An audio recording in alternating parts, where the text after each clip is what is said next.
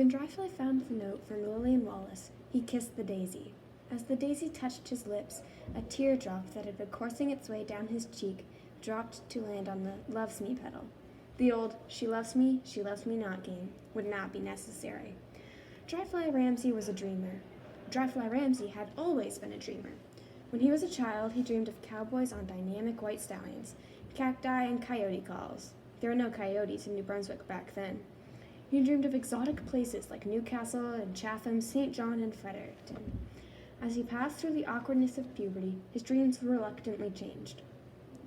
Dryfly didn't have it in mind to give up childhood, but it happened, as it happens to everyone. His dreams changed from range cowboys to radio cowboys, the guitar being a key implement in the process. He wanted to be like Lee Moore or Doc Williams. He wanted to live in exotic places like Wheeling, West Virginia, or Nashville, Tennessee. Now Lillian Wallace had changed things again. The need for the love of a woman stormed in, and Dryfly started to experience the cold, ruthless loneliness of adolescence. Dryfly started taking long walks alone, dreaming of Lillian Wallace. He was seen less often, and whenever he did show up at Bernie Hanley's store to associate with the boys, he was quiet and downcast, always too aware of himself. Shirley Ramsay saw the change in him. She also noticed that Dryfly was paying frequent visits to the piece of mirror that hung above the water buckets. He'd look in the mirror, sigh, comb his hair, look it over, and shake his head. When the greased back hair went flip-flop, he'd sigh again and sometimes left the house for a lonely walk. Dryfly's introverted state passed quickly, but not without leaving a scar. A change had occurred. Dryfly felt he needed a woman. "It seems to me, to get the woman, you gotta be in with the in crowd," said Shadrack one evening.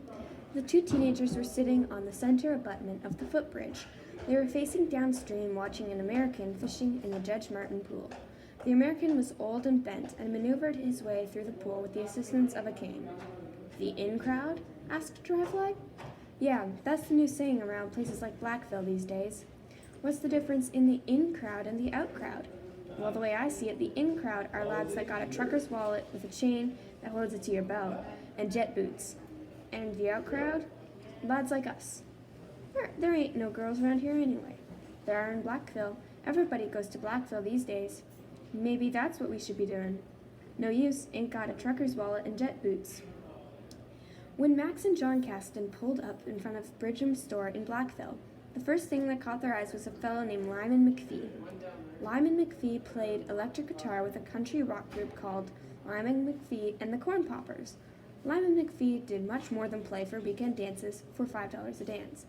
He was also the president of the Blackville Recreation Council, a right-wing forward on the Blackville hockey team, the Blackville Aces, and the manager of Bridgham Stores Blackville Limited. When Max and John Kaston pulled up in front of Bridgham, they saw Lyman McPhee diddling Muddy Musk and step dancing on the step that ran across the front of the store. Max and John Kaston got out of the truck and approached the diddling, dancing Lyman McPhee.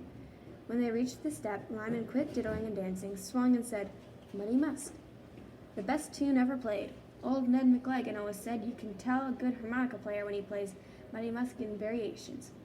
"What can I do for you today, boys?" "I don't know for sure, Lyman, but I was thinking I'd like to take a look at your chainsaws." "A chainsaw. Now there's the rig. Come inside. I know just what you're looking for." Dee-da diddle-daddle, diddle-daddle, diddle-daddle-dum. John and Max followed the diddling Lyman McPhee into what Max thought was probably the biggest stores in the world. "It's 2 stories and must be 100 feet long," thought Max. "And just look at all this stuff." Bridgham's store had everything in it, from beds to rifles, shovels to Chesterfields, bicycle pumps to phonographs to clothing. Max noticed that they even had a couple of television sets. Max would have loved to have television, but he knew it would never happen as long as he lived with his father. John Kaston believed that the television was the creation of Satan. Lyman McPhee led them to the corner he had recently cleared to accommodate his newest sales item, the yellow Pioneer chainsaws, the pioneer of the machine that would change Brennan Siding, the Miramichi area, even all of New Brunswick, forever. "There's what you're looking for right there," said Lyman, "the best outfit to ever hit the woods." "How much do you want for it?" asked Max, so fast that Lyman wasn't sure if the words were English or not. Max was a little bit afraid of Lyman, thought he might be lying to them, overpricing the saws, ripping them off. He was also afraid of the saw. It was ugly and heavy. Max had lost 20 pounds working with a buck saw, but he had gotten used to it. Now this chainsaw would demand even more from him.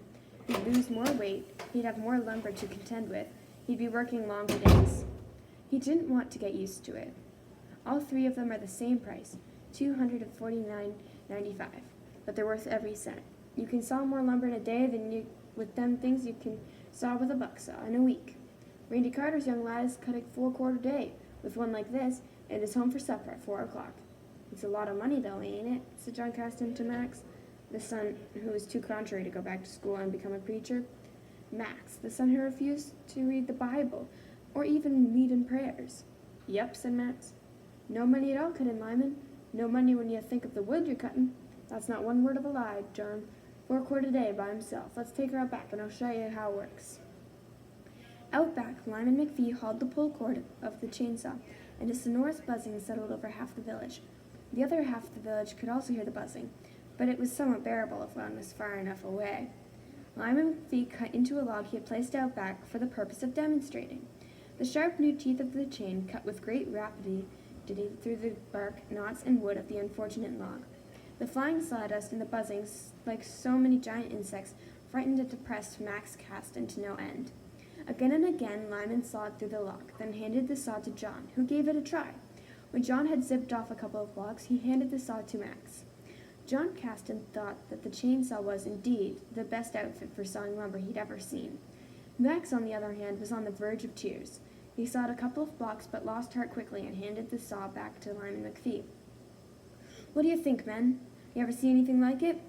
She's quite the outfit, all right. What do you think, Max? You think you'd like to work in the woods with that outfit from daylight to dark? Max, detecting the sarcasm in John's voice, said, A lot of money. A man could pay for it with 4 or 5 quarter a day.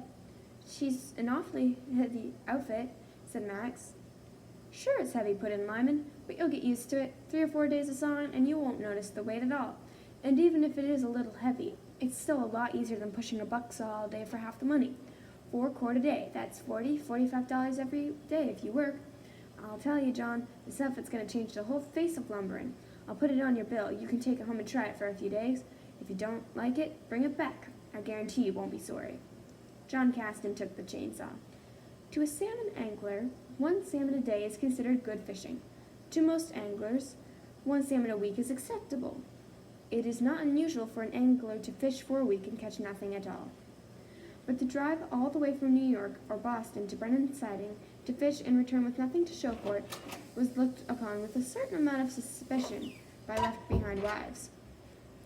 You went all the way to Canada to fish? Yes, my pet. So where is your fish? I didn't catch any, pet. Sure. Well, the angler might still be having visions of the Dungarvon River in his mind. The wife was visualizing bars in Montreal or Quebec. An unsuccessful angler, if he was smart, would buy salmon to take home with him, make up a tale about the struggles he had, and keep the peace in the family. Palidin, with his magnetized hook, was catching anywhere from 2 to 8 salmon a day. He did not have a freezer. A dead salmon would not last long outside a freezer on an August day. Palidin had to sell his salmon, or else give them away. He wanted a car. He did not want to give his salmon away. Palidin Ramsay was in business. Palidin and George Hanley strolled down the Gordon Road, discussing the business. I'm catching more than I can sell, said Palidin. There's just not enough sports around here.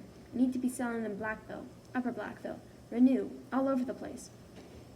Selling salmon's against the law. Aren't you afraid of getting caught? I'll be careful. What I need is a car. How much money you got now? $78. I'd have $100 if I hadn't bought that rod and reel. If I had a couple hundred, I could buy no car good enough to get me to Blackville now and again to sell. But I don't have enough money. That's the problem. Maybe you could borrow a car. Nobody'd ever lend me a car. I can get one. I can get Dad's. You think? Probably. But I'd have to have a cut in the money. You buy me a rod out of the $75, and I'll help you with the fishing too. We can be partners. I'll think about it, said Palidin. But Palidin was already liking the idea. I don't have much choice, he thought. If I can get a car, I'll make him a partner. David Kaston, Max's older brother, and a girl he was dating from Gordon passed Palidin and George on the road. When they had passed by several yards, Palidin and George turned to watch after them. Nice, said George. She's not bad either, agreed Palidin. Nutbeam was changing too. With encouragement from Shadrack and Dryfly, Nutbeam started practicing his trumpet playing again. Who cares if they hear me, he said to himself. I'm not breaking any laws. If they find me out and Greg Allen runs me off his land, I'll live somewhere else. I'd like to have a bigger camp anyway." Nutbeam put the trumpet to his lips and unleashed a blast that put the fear of the devil in the hearts of everyone in Brennan Siding. Except for Shadrack and Dryfly, that is. Shadrack and Dryfly thought it was the funniest thing they had ever heard. They found themselves going to Bernie Hanley's store every night for no other reason than to hear the stories and surmises. "I knew that thing was going to show up again," said Stantoony. "I knowed as soon as I saw them tracks in the wood. Hoof tracks they were. I think meself now, as the feller says, meself now, I think it's a fox," said Lyndon Tucker. "Some fox," said Shadrack. "Were it no fox we saw in that woods 4 years ago." "Well, just for certain, what did you boys see back in the woods?" asked Bernie Hanley from behind the counter. "It was awful dark," said Shadrack, "but I do remember seeing a set of horns like a cow's, and it was as big as a moose, but shaped more like a cat," said Dryfly. "What's a panther look like anyway?" "They're big cats," said Bert Totter, "but I never heard tell of one with horns. You, Bernie?" "Ain't never been a cat with horns," said Bernie Hanley. "It's a wonder you boys weren't tore to pieces," said John Kaston. "I had the rifle and was about 30 feet away from him. Pulled the old gun up and let him have it from 30 feet away, aimed right for its forward shoulders, and let her drift. The thing just swung and looked at me as if I was stupid, turned and struck her down the woods," said Shadrack. "Just seemed to be floating," said Dryfly. "Never made a sound. Father Murdoch blessed the Whooper's grave, and it was never heard of again. Maybe if I went back in the woods and prayed, the thing would take off right off out of here," said John Kaston. "You ain't a priest," said Bernie Hanley. "No, you're right, I ain't a priest. I'm a good Christian Baptist, and that's a lot better than any priest." "Praying would work just great," said Bert Totter. "But you're forgetting one thing. We ain't got a grave, or none of that we know of, anyway." "I was out listening to it last night," said Bernie Hanley. "Almost sounded like the thing was trying to sing or something." "Just sort of sings, so it does," said Lyndon Tucker. "Heard it myself, yeah. Just sort of sings like. You know what a crowd of lads should do? We should load our rifles and go back there and hunt the devil down," said Dan Brennan. "Fill him full of lead."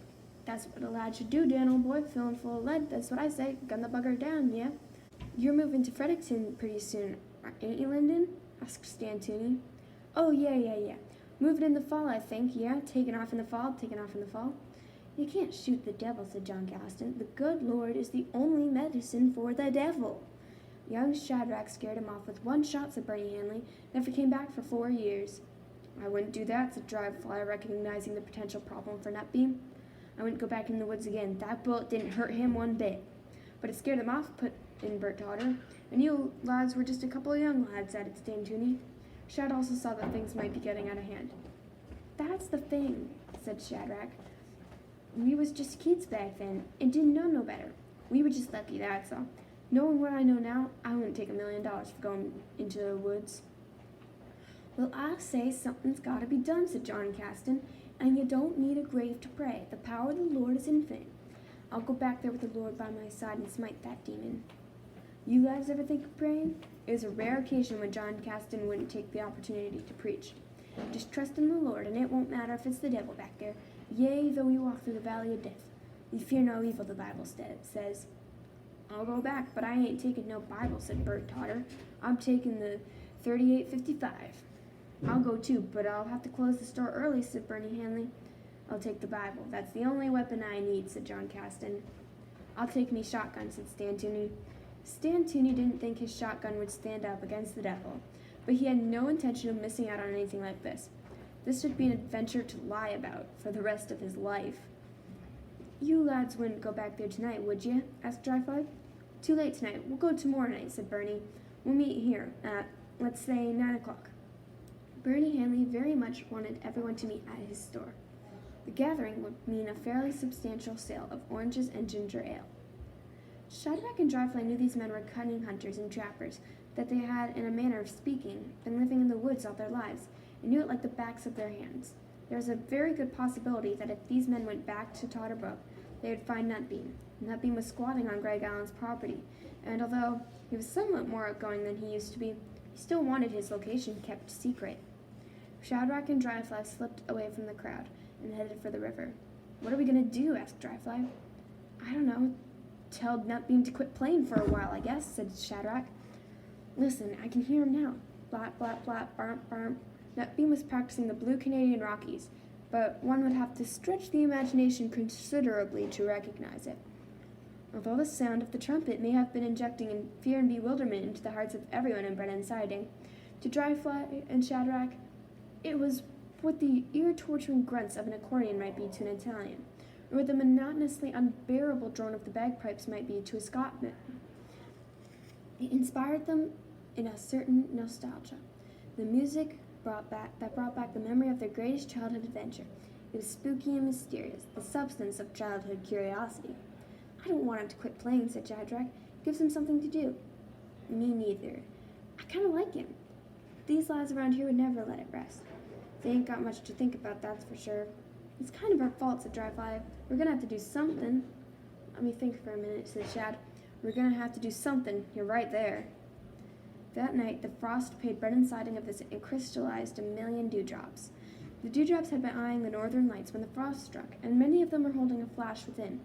Like tiny prisms, they shone from the blades of grass and cucumber leaves on Shirley Ramsey's geranium, and Dan Brennan's tomato plants, on Helen Macdonald's dahlias, and Judge Martin's weather vane, on spiderwebs and all the tombstones except for one, behind the little Baptist church. On that tombstone that did not sparkle, Clara Tucker's, sat Palidin Ramsey. Clara Tucker had died of gangrene. The gangrene had started in her toe.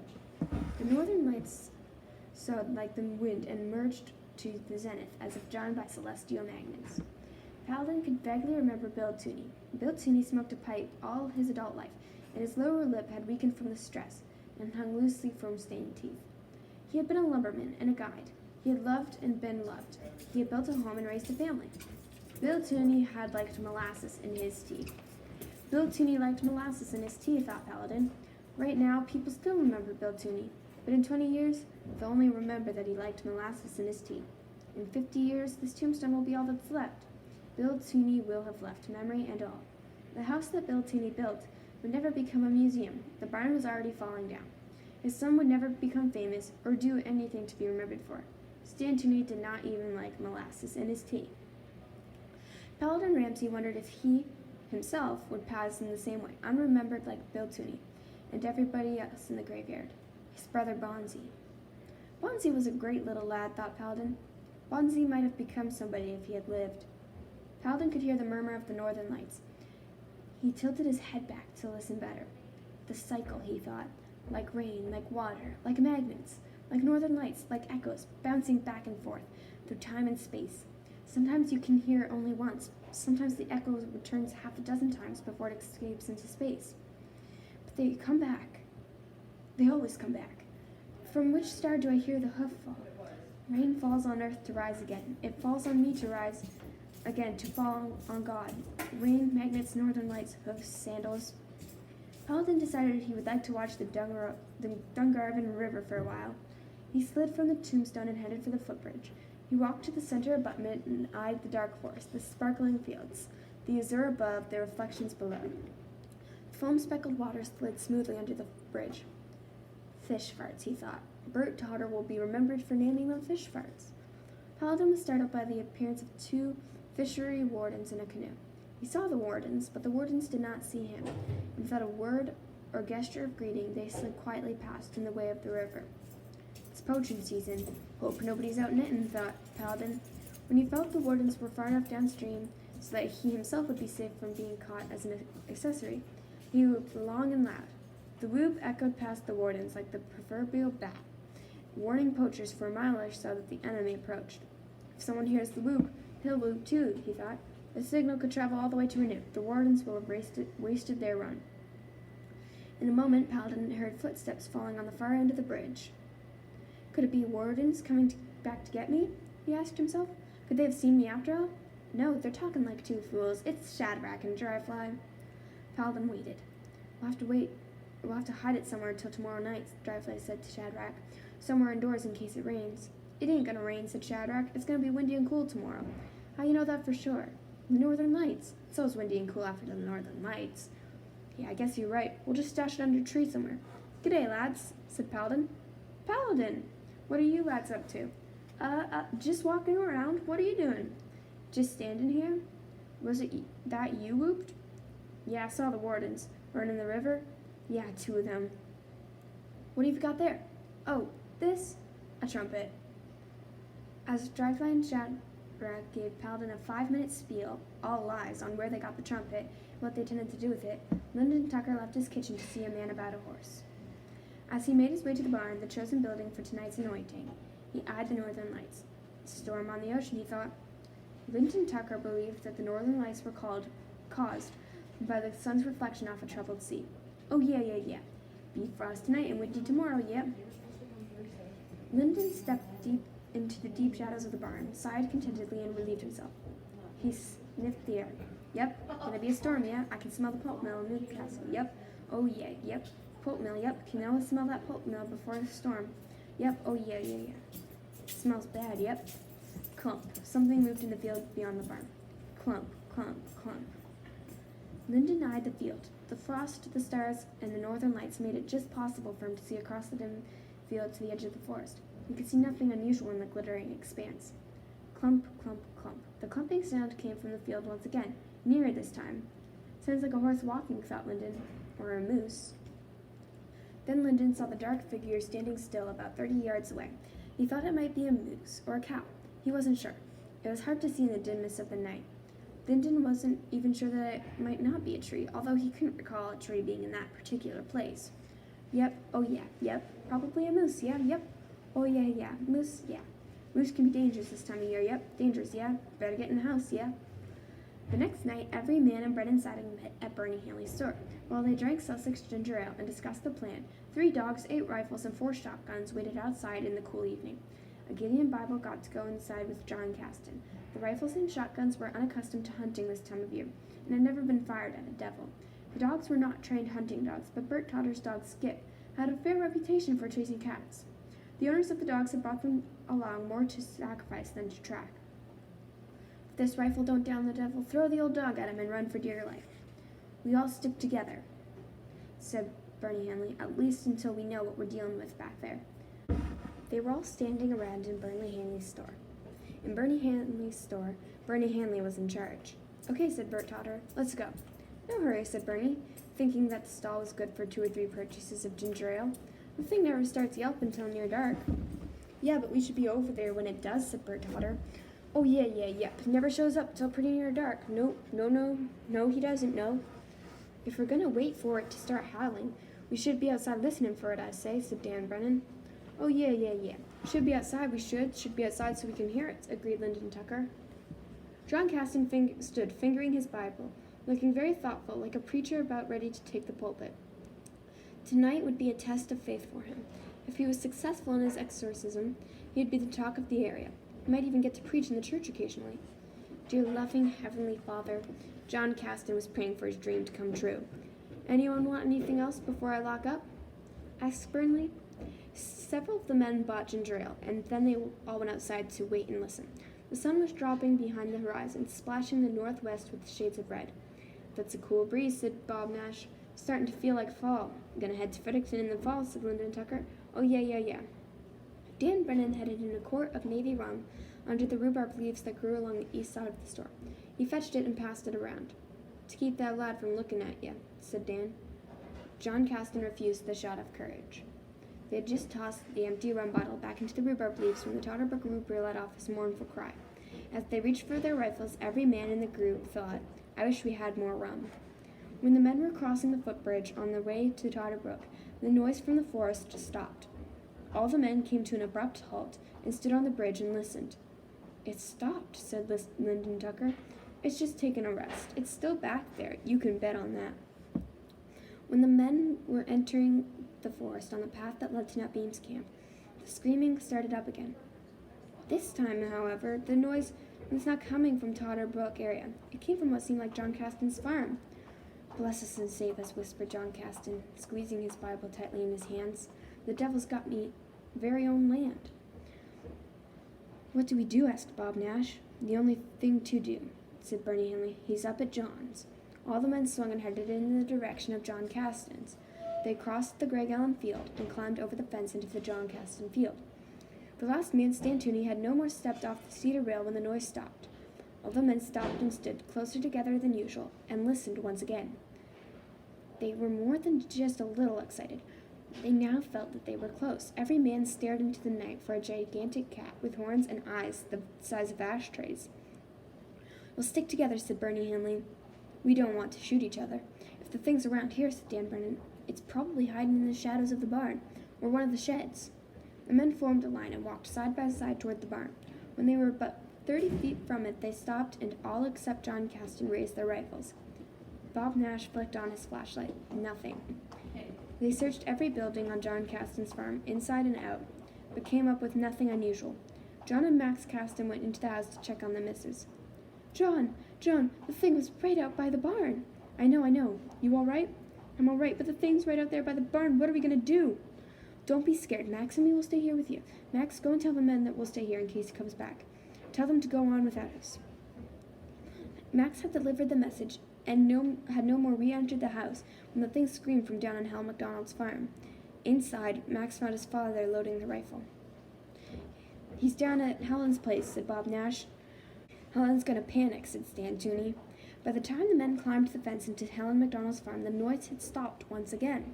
When it started screaming again, it was coming from Lyndon Tucker's farm. When they arrived at Lyndon Tucker's, the thing had stopped again. By the light of Bob Nash's flashlight, they searched all the buildings that belonged to Lyndon, but once again came up with nothing. Crossing the field, Bob Nash flicked on the flashlight to check his pocket watch for the time, and several of the other men spied the hoofprints of Phil Bull Moose. "Hoofprints," said Stan Tooney. Right in my field! Lyndon Tucker was nearly in tears. Then the noise started up again by the footbridge. That night the Audiobook Whooper haunted every farm in Brennan Siding. The next morning a sleepless Lyndon Tucker blew out the kerosene lamp that had been turned as high as it would go without smoking. "That's it, the time's come. That's it, I'm getting out of here, going to Fredericton right now, as soon as I go fishing. Gotta fish first." A week later, he would walk to Blackville and catch the SMT bus to Fredericton.